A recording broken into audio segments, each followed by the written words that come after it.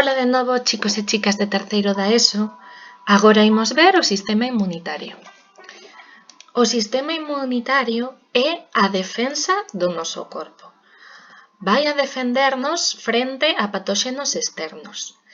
Vai a estar constituído por aqueles mecanismos que nos proporcionan inmunidade. E que é a inmunidade? A inmunidade é a resistencia a ser infectado por un patóxeno. Se nós non tiveramos sistema inmunitario, ante calquer patóxeno que nos atacase, morreríamos. ¿Sí? E como nos proporciona inmunidade, ten diversos mecanismos. Pero a inmunidade a podemos dividir e agrupar eses mecanismos en inmunidade innata e inmunidade específica. Imos comezar coa primeira. A inmunidade innata é unha inmunidade inespecífica. Eso que quere dicir? Que vai actuar ante calquer patóxeno que nos ataque, non vai a diferenciar entre patóxenos. Vai a estar formado, primeiro, polas barreiras externas e polos fagocitos. Que son as barreiras externas? Son a nosa pel forma unha barreira que impide a entrada de microorganismos, por iso, cando nos facemos unha ferida, poden entrar por aí microorganismos, sí. Despois, as mucosas.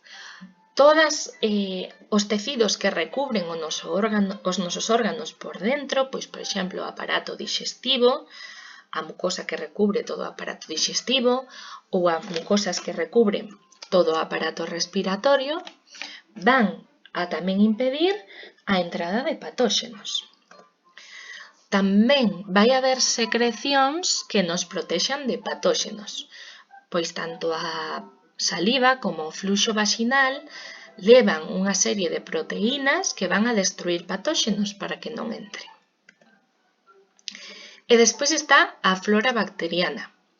Nos enriba do noso corpo ou dentro do aparato digestivo temos unha serie de bacterias boas que van a estar aí convivindo con nós.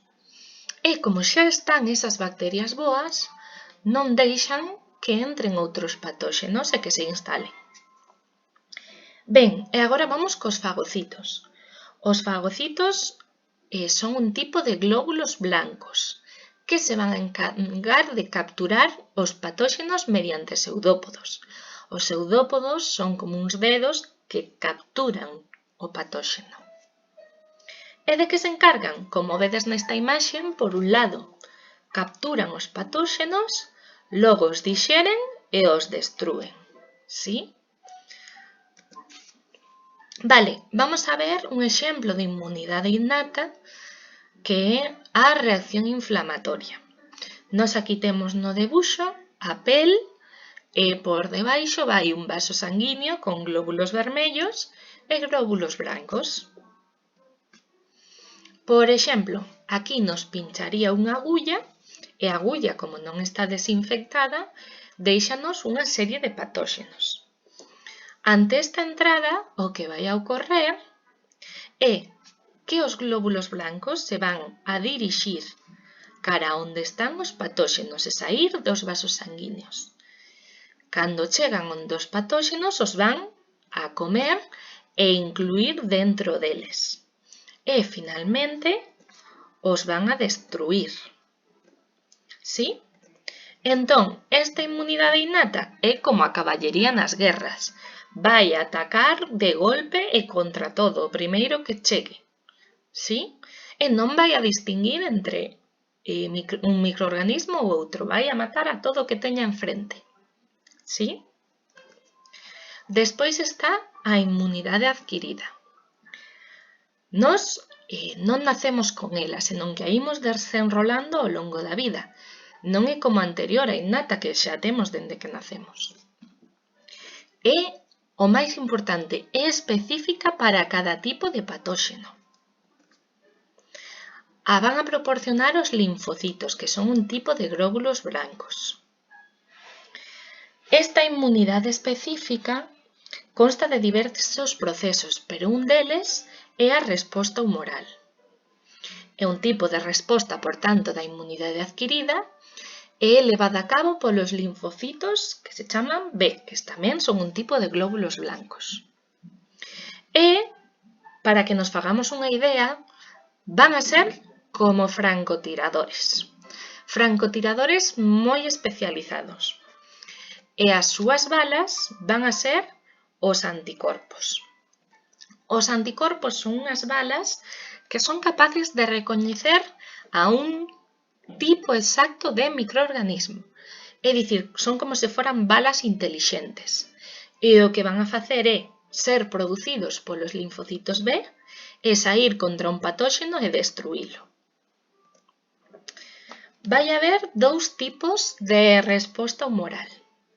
A resposta humoral primaria e a resposta humoral secundaria. E así imos a ver agora. Aquí temos a resposta humoral primaria. É cando chegan por primeira vez uns microorganismos que non coñece o noso corpo. Que vai a pasar? O linfocito B se vai activar. Eso que quere dicir? Que vai a capturar os microorganismos e vai a recoñecelos e activalos e aprender sobre eles. É como se o francotirador se entrenase. Despois, este linfocito se vai a multiplicar e producir linfocitos iguais que eles que saben matar a ese patóxeno.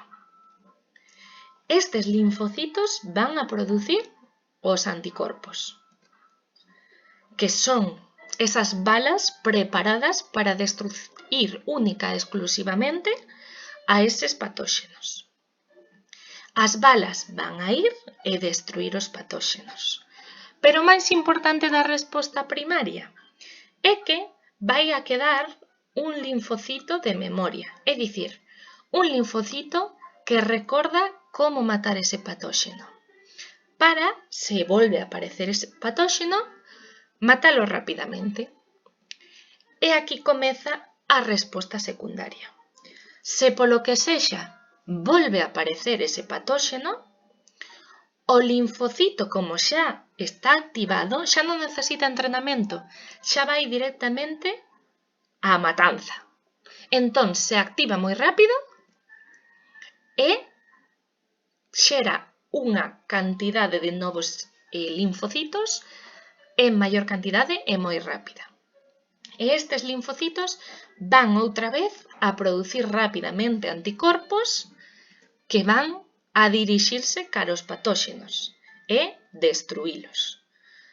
A resposta secundaria é moi importante porque é moito máis rápida e moito máis efectiva.